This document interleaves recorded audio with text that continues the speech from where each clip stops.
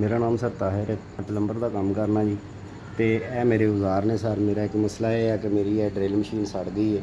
ਇਹਦੇ 'ਤੇ 4-4.5 ਹਜ਼ਾਰ ਰੁਪਇਆ ਖਰਚਾ ਹੋ ਰਿਹਾ, ਜਿਹੜਾ ਮੈਂ ਅਫੋਰਡ ਨਹੀਂ ਕਰ ਸਕਦਾ। ਇੰਨਾ ਕੰਮ ਹੀ ਨਹੀਂ ਹੁੰਦਾ। 200-400-500 ਹਜ਼ਾਰ ਕਿਉਂਕਿ ਅਸੀਂ ਕਮਾਉਂਦੇ ਹਾਂ। 8 ਬੱਚੇ ਨੇ ਜੀ ਮੇਰੇ, ਜਿੰਨੀ ਵਜ੍ਹਾ ਤੋਂ ਮੈਂ ਤਕਰੀਬਨ 4-5 ਮਹੀਨਿਆਂ ਦੀ ਬੱਚਿਆਂ ਦੀ ਫੀਸ ਨਹੀਂ ਪੇ ਕਰ ਸਕਿਆ। 6 ਪੜ੍ਹਦੇ ਨੇ, ਉਹਨਾਂ ਦੀ ਫੀਸ ਪੇ ਨਾ ਹੋਣ ਦੀ ਵਜ੍ਹਾ ਤੋਂ ਉਹ ਘਰ ਬੈਠੇ ਨੇ, ਉਹਨਾਂ ਦੀ ਪੜ੍ਹਾਈ ਵੀ ਡਿਸਟਰਬ ਹੋ ਰਹੀ ਹੈ ਜੀ। ਮੈਂ ਭਾਈ ਫਿਰ ਤੋਂ ਡੇਲੀ ਆਉਣਾ ਸਰ, ਅਤੇ ਮੋਟਰਸਾਈਕਲ 'ਤੇ ਮੈਂ ਇੱਥੇ ਠੋਕਰ ਤੋਂ ਸਟੈਂਡ 'ਤੇ ਲਾ ਦੇਣਾ ਜੀ। ਉੱਥੋਂ ਸੁਬਾਹ ਆ ਕੇ ਕੱਢ ਲੈਣਾ, ਰਾਤੀ ਜਾਣ ਲੱਗਿਆ ਉੱਥੇ ਸਟੈਂਡ 'ਤੇ ਲਾ ਦੇਣਾ। ਅੱਗੋਂ ਵੈਗਨ 'ਤੇ ਪਬਲਿਕ ਟਰਾਂਸਪੋਰਟ ਯੂਜ਼ ਕਰਕੇ ਘਰ ਜਾਈਦਾ ਜੀ। ਸਾਈਕਲ ਅਫੋਰਡ ਨਹੀਂ ਕਰ ਸਕਦੇ, ਉਹਦੀ ਹਾਲਤ ਵੀ ਖ਼ਰਾਬ ਹੈ। ਉਹ ਇੰਨਾ ਲੰਬਾ ਸਫ਼ਰ ਵੀ ਨਹੀਂ ਕਰ ਸਕਦੀ। ਉਹ ਇੱਥੇ ਜ਼ਰਾ ਕਿ ਵੀ ਰੋਜ਼ੀ ਦਾ ਜ਼ਰੀਆ ਬਣਿਆ, ਉਹਨੂੰ ਇੱਥੇ ਹੀ ਇਸਤੇਮਾਲ ਕਰੀਦਾ ਜੀ। ਇਹ ਹੁਣ ਸਰ ਕੰਮ ਹੈਗਾ ਸੀ, ਈਦ ਦੇ ਦਿਨ ਸਾਨੂੰ ਕਸਟਮਰ ਦੁਕਾਨ 'ਤੇ ਆਉਂਦੇ ਨੇ ਜੀ। ਬੱਕਰਿਆਂ ਵਾਸਤੇ ਹੁੱਕਾਂ ਲਾਉਣੀਆਂ ਨੇ, ਡਰਿਲ ਵਾਲਾ ਬੰਦਾ ਦਿਓ।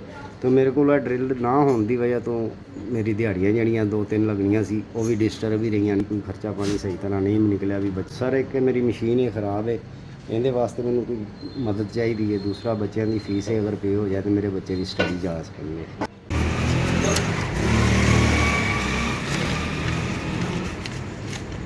10,000 ਸ਼ਹੀਦ ਫੈਜ਼ ਸਾਹਿਬ, ਤੁਸੀਂ ਮੇਰੀ 10,000 ਰੁਪਏ ਦੀ ਮਦਦ ਕੀਤੀ ਹੈ। ਅੱਲਾਹ ਤਾਲਾ ਤੁਹਾਨੂੰ ਇਹਦਾ ਅਜਰ ਦੇਵੇ। ਅੱਲਾ ਬੜੀ ਮਿਹਰਬਾਨੀ। ਮੈਂ ਮਜਬੂਰ ਸਾਂ, ਮੇਰੀ ਜ਼ਰੂਰਤ ਸੀ, ਤੁਸੀਂ ਸਰ ਉਸ ਵੇਲੇ ਮੇਰੇ ਕੋਲ ਕੰਮ ਹੋਇਆ ਜਦੋਂ ਮੇਰੇ ਕੋਲ ਕੋਈ ਆਸਰਾ ਨਹੀਂ। ਸ਼ਹੀਦ ਫੈਜ਼ ਸਾਹਿਬ, ਤੁਹਾਡੀ ਕੀਤੀ ਹੋਈ 10,000 ਰੁਪਏ ਦੀ ਮਦਦ ਮੇਰੇ ਤੱਕ ਪਹੁੰਚ ਗਈ। ਤੁਹਾਡਾ ਬਹੁਤ ਬਹੁਤ ਸ਼ੁਕਰੀਆ। ਹੁਣ ਇਨਸ਼ਾਅੱਲਾ ਮੈਂ ਆਪਣੀ ਮਸ਼ੀਨ ਵੀ ਸਹੀ ਕਰਵਾ ਲਵਾਂਗਾ, ਬੱਚਿਆਂ ਦੀ ਫੀਸ ਵੀ ਪੇ ਹੋ ਜਾਏਗੀ, ਉਹ ਵੀ ਪੜ੍ਹਨ ਲੱਗ ਜਾਣਗੇ। ਮੈਂ ਤੁਹਾਡਾ ਬਹੁਤ ਬਹੁਤ ਸ਼ੁਕਰਗੁਜ਼ਾਰ ਹਾਂ ਸ਼ਹੀਦ ਫੈਜ਼ ਸਾਹਿਬ। ਇਨਸ਼ਾਅੱਲਾ ਅੱਲਾਹ ਤਾਲਾ ਤੁਹਾਨੂੰ ਇਹਦਾ ਸਿਲਾ ਦੇ ਵੀ ਤੁਸੀਂ ਇੱਕ ਗਰੀਬ ਆਦਮੀ ਦੀ 10,000 ਰੁਪਏ ਦੀ ਮਦਦ ਕੀਤੀ। ਸਰ ਮੈਂ ਬਹੁਤ ਪਰੇਸ਼ਾਨ ਸਾਂ, ਤੁਸੀਂ ਮੇਰੀ ਪਰੇਸ਼ਾਨੀ ਨੂੰ ਹੱਲ ਕੀਤਾ।